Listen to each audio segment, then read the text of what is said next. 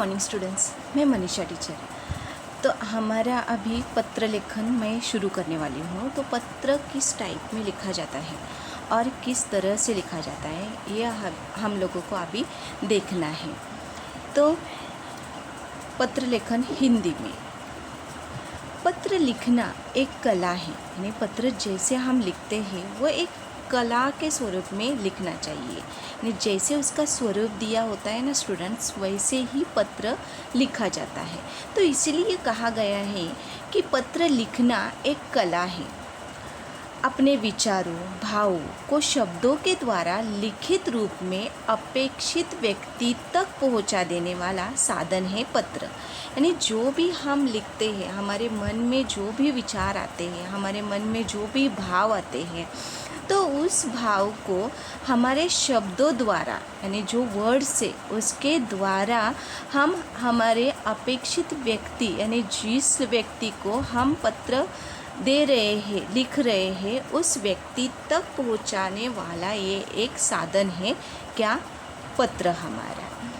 तो नेक्स्ट में देखेंगे कि पत्र लेखन में भी आधुनिक तंत्रज्ञान तकनीकी का उपयोग करना समय की मांग है। यानी जैसे कि अभी जिस टाइप में समय बदलता जा रहा है, जिस तरह से समय बदलता जा रहा है, यानी अलग अलग तकनीकी या तंत्रज्ञान आया है, तो वैसे ही उस तंत्रज्ञान का उपयोग करके हमें पत्र लिखना चाहिए। तो ये समय की मांग है।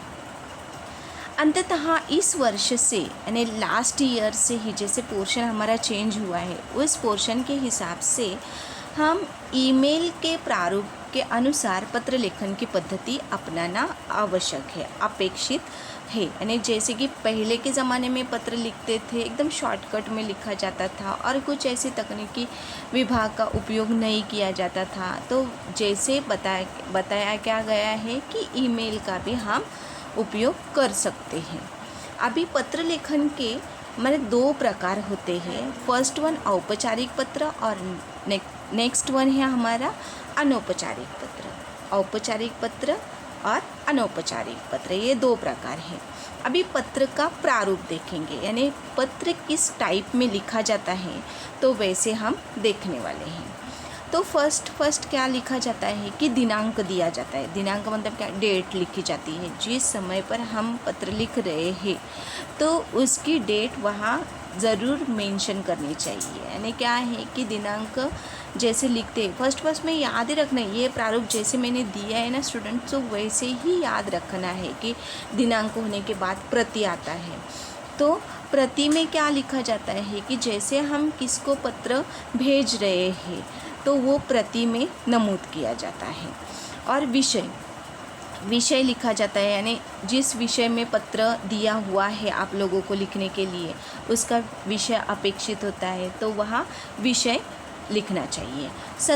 संदर्भ मतलब क्या कि अगर हमने किस न्यूज़पेपर से समझो ऐड देखी है और हमें उसमें एप्लीकेशन करना है, या उस पत्र जो समाचार पत्र होते हैं, तो समाचार पत्र का वो संदर्भ वहाँ नमूद करना चाहिए, यानी लिखना चाहिए कि इसे समझो नवभारत टाइम्स आया, फॉर एग्जांपल मैं बोल रही हूँ, नवभारत से हमें इन्फॉर्मेशन मिली, तो उस नवभारत टाइम्स का संदर्भ में हम उल्लेख किया जाता है। तो कौन से पत्र लेखन में लिखते हैं वो आता है संदर्भ का, और कौन से पत्र में नहीं आता है। नेक्स्ट में है महोदय तो आप लोगों को मालूम ही, ये वर्ड्स लिखा ही जाता है। नेक्स्ट है विषय विवेचन, यानी एक्सप्लेनेशन देना है पत्र का, कौन सा विषय दिया है और उस विषय के अनुसार हमें क्या करना है, विषय विवेचन करना है। बाद में भवदीया या भवदीय, हस्ताक्षर उसका आएगा, यानी आप लोगों का अगर उसमें नेम दिया हुआ है तो उस नेम को मेंशन करना है, अगर नहीं दिया है तो अबक लिखना है। तो हस्ताक्षर आएंगे, यानी सिग्नेचर आएगी आप लोगों की, नाम आएगा, पता प्रेषक का, यानी नाम और पता आप लोगों का आएगा, यानी जो दिया हुआ है वो ईमेल आईडी आएगी।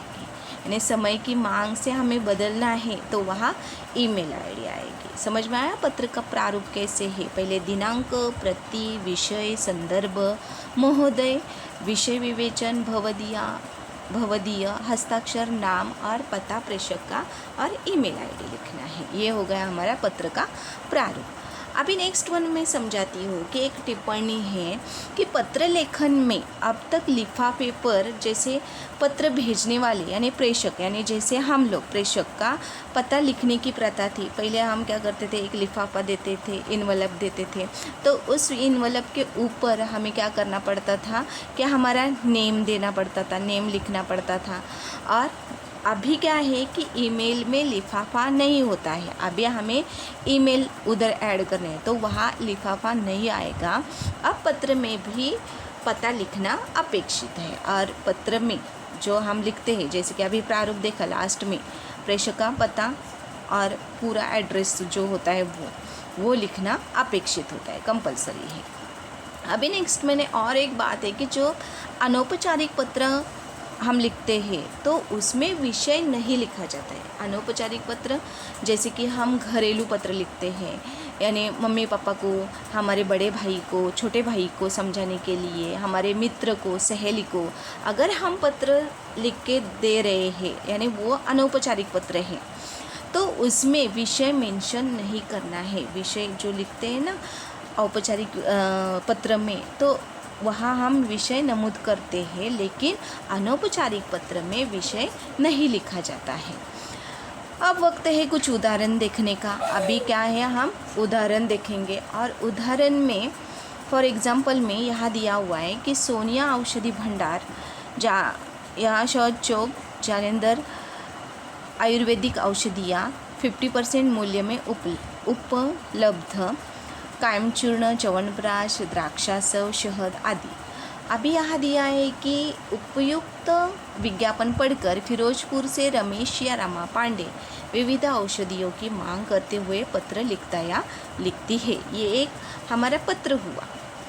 तो अभी पत्र किस टाइप में लिखा जाता है, ये फॉर एग्जांपल मैं दे रही हूँ कि यहाँ आएगा दिनांक, जैसे कि प्रारूप में दिया पहले क्या आता है, दिनांक आता है। तो दिनांक 5 मार्च 2018 कि वो पहले से ही मैंने करके रखा था, इसलिए 2018, इधर 2020 या आज की तारीख लिखी तो भी चल सकता है। यानी हम अभी पत्र लिख रहे हैं तो आज की ही डेट उसमें मेंशन करनी है। बाद में आएगा सेवा में, तो सेवा में ये हो गया, उसका एड्रेस होगा, विषय देना है औषधियाँ मंगवाने के लिए।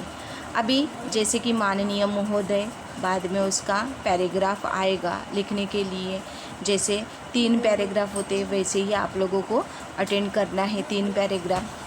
तो कैसे देखो, उसकी सूची भी बनाई है, दवाइयों की सूची बनानी है, तो ये सूची बनाई। और लास्ट में क्या आएगा आपका भवदीय रमेश पांडे पता अमृतसर फिरोजाबाद, और उसका आएगा ईमेल आईडी। ये पत्र ऐसे इस टाइप में लिखा जाता है। तो अभी ये हो गया हमारा पत्र लेखन का प्रारूप। और पत्र लेखन में क्या है कि अभी मैं 2 एग्जाम्पल दे रही हूँ, 2 एग्जाम्पल हमें लिख के मुझे ईमेल आईडी में भेजना है।